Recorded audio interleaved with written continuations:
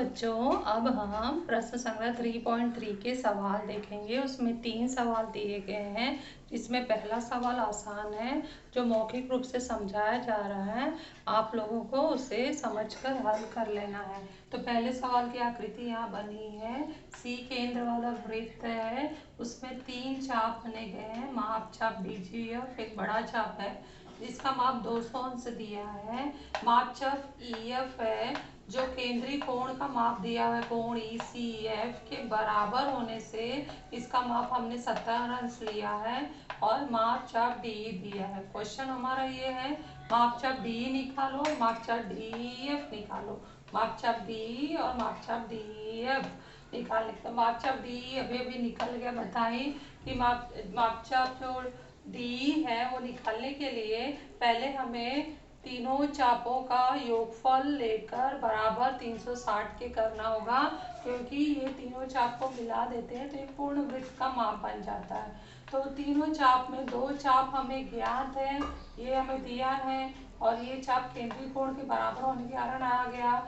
अब तीनों को जोड़ देंगे तो 270 को 360 में से घटा देंगे तो माप चाप DE का मान आ जाएगा। तो सबसे पहले तुम्हें क्या करना होगा कि कोण ECF बराबर है माप चाप EF लघु चाप संगत केंद्रीय कोण का लघु चाप बराबर 70 अंश आ गया। अब तीनों चाप जोड़ना है, माप चाप DGF प्लस माप चाप EF प्लस माप चाप DE बराबर 360 अंश। मान रखना है तो माप चाप DE प्लस 200 प्लस 70 बराबर 360, और माप चाप DE धन 270 बराबर 360, और माप चाप DE बराबर 360 माइनस 270 बराबर कितना आएगा 90 अंश। तो माप चाप DE का मान हमने निकाल लिया 90 अंश। अब माप चाप DEF निकालना है तो माप चाप DEF में 2 चाप होने की वजह से एक माप चाप DE है और एक माप चाप EF है। E सामान्य बिंदु है, तो दोनों चापों का योगफल गुणधर्म से माप चाप DEF बराबर माप चाप DE प्लस माप चाप EF बराबर होगा। यहाँ पर हमने अभी इसका 90 निकाला और इसका 70, 90 धन 70, तो टोटल आ जाएगा 160।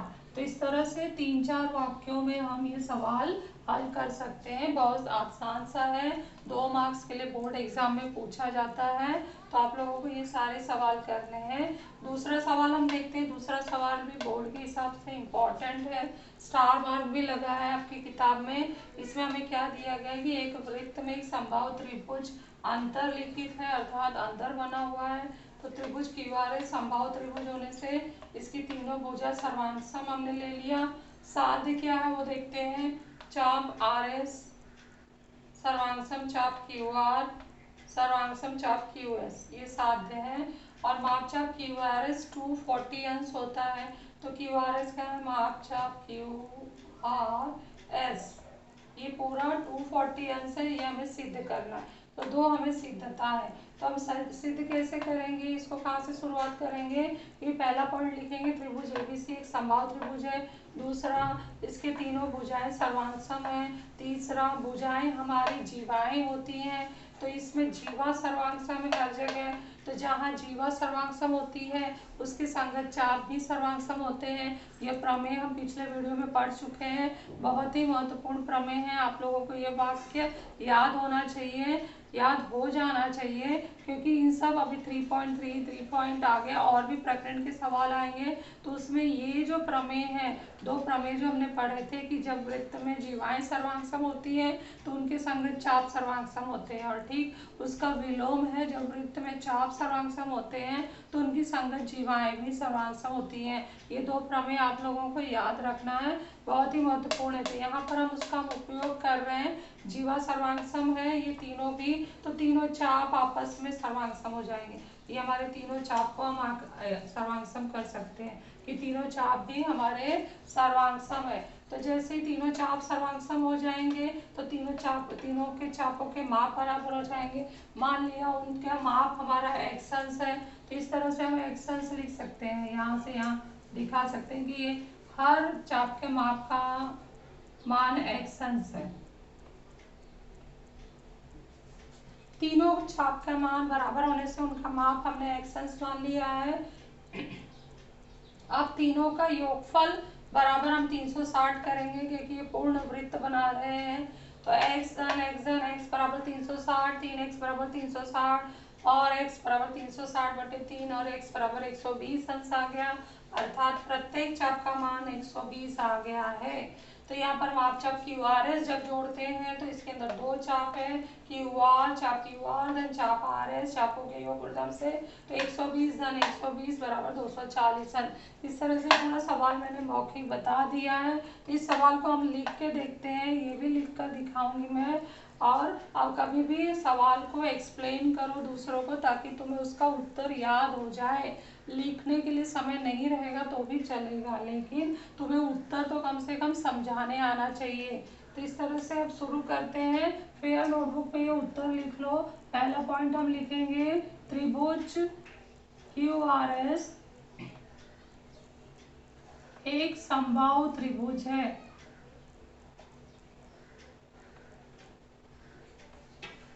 कारण लिखो दत्त, इसलिए भुजा QR सर्वांगसम भुजा RS सर्वांगसम भुजा QS। कारण लिखो एक से। अब भुजा को जीवा बना दो, इसलिए जीवा QR सर्वांगसम जीवा RS सर्वांगसम जीवा QS। कारण लिखो दो से। अब जीवाएं सर्वांगसम तो संगत चाप भी सर्वांगसम, तो इसलिए चाप नाम डाल दो, चाप QR सर्वांगसम चाप RS सर्वांगसम चाप QS। कारण होगा 3 से, कथन लिख दो, सर्वांगसम जीवाओं के संगत चाप। तो हमारा पहला साध्य सिद्ध हो गया है, तो इसको अंडरलाइन कर दो। चाप QR चाप RS चाप QS आ चुका है, तो पहला साध्य सिद्ध हो गया। अब अगले साध्य सिद्ध करने के लिए तीनों भी चापों के माप बराबर कर दो। ये सर्वांगसम है तो माप बराबर हो जाएंगे, तो इसलिए माप चाप QR बराबर माप चाप RS बराबर माप चाप QS बराबर, इसका मान हम मान लेते हैं x अंश। कारण लिखेंगे 4 से। अब छठवें नंबर पर इन तीनों को जोड़ देते हैं, परंतु माप चाप QR प्लस माप चाप RS प्लस माप चाप QS बराबर 360 अंश। कुल चापों के योग गुणधर्म से।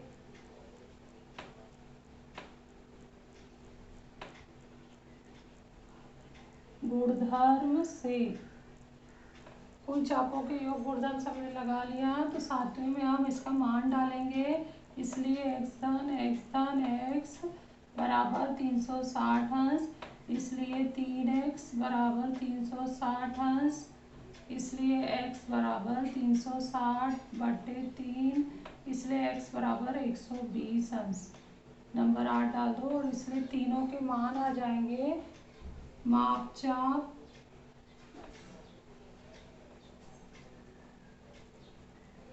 QR बराबर माप चाप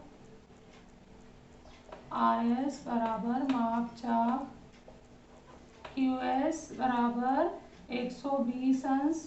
कारण होगा हमारा 5 और 8 से। 5 और 8 से तीनों के माप आ चुके हैं। अगले क्वेश्चन में हम चलते हैं 10वां नंबर।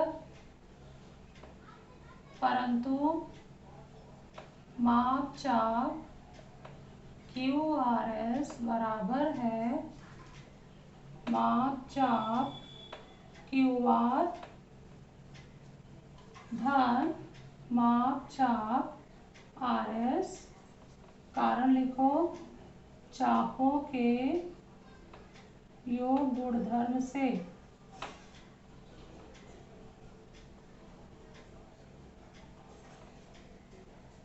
अब मान रख दो, माप चाप QR हमने कितना निकाला है 120 और RS कितना निकाला है 120 अंश धन 120 अंश। कारण लिखो 9 से, और इसलिए 11 पर माप चाप QRS बराबर है 240 अंश। ये उत्तर आ चुका है। बहुत आसान सा सवाल है, बॉक्स बना दो और इम्पोर्टेंट भी है। बोर्ड में ये 3 नंबर के लिए पूछा जाता है, तो आप लोगों को जरूर ये प्रैक्टिस करना है। अब हम तीसरा सवाल देखते हैं। तीसरे में वृत्त बना हुआ है, 2 जीवाएं सर्वांगसम है, जीवा AB सर्वांगसम जीवा CD दिया है, और साथ में बोला है कि चाप AC, ये छोटा सा चाप AC सर्वांगसम है, चाप BD सिद्ध करो। तो कैसे सिद्ध करेंगे? तो अगर जीवा सर्वांगसम है तो इसके संगत चाप भी सर्वांगसम होंगे, चाप AC भी सर्वांगसम है, चाप DBC। फिर दोनों चापों का योग गुणधर्म लगाकर हम पहले वाले चाप का चाप AC धन चाप BC बराबर है दूसरे चाप का लिखेंगे चाप BD धन चाप BC। दोनों अलग समीकरण बनाएंगे, दायां पक्ष और बायां पक्ष, और दोनों में देखते हैं चाप BC जो है वो सामान्य घटक है, वो कट जाएगा तो बचेगा कौन सा घटक? मापचाप AC बराबर होगा मापचाप BD। आगे चल के ये दोनों चाप सर्वांगसम हो जाएंगे। तो 2-3 लाइन में सिद्ध हो जाएगा। ये इससे भी आसान, ये छोटा सा 2 नंबर के लिए पूछा जाता है। तो हम लोग इसका उत्तर शुरू करते हैं। पहला लिखते हैं, जीवा AB सर्वांगसम जीवा CD। कारण होगा दत्त। तो दूसरा हम लिखेंगे, इसलिए चाप, ये जीवा का संगत चाप ये है चाप ACB, चाप ACB सर्वांगसम है चाप CD, CD जीवा CD है, उसका संगत चाप क्या आएगा? चाप CBD, चाप CBD। कारण लिखो, सर्वांगसम जीवा के संगत चाप। कारण लिखना बहुत जरूरी है।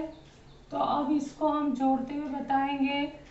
जोड़ते हुए बताने के लिए इनका माप लेंगे, इसलिए माप चाप ACB बराबर है माप चाप CBD। कारण लिखो 2 से, इसलिए अब इसको जोड़ते हुए बताओ, माप चाप AC धन माप चाप BC बराबर माप चाप BC धन माप चाप BC धन BD। कारण होगा इसका चापों के योग गुणधर्म से।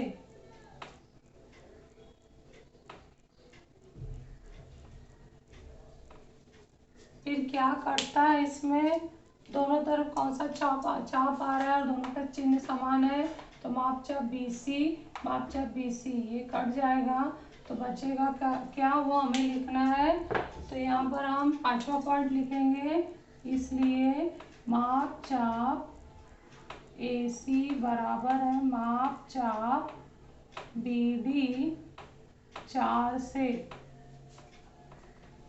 इसलिए चाप AC सर्वांगसम है चाप BD, AC सर्वांगसम चाप BD।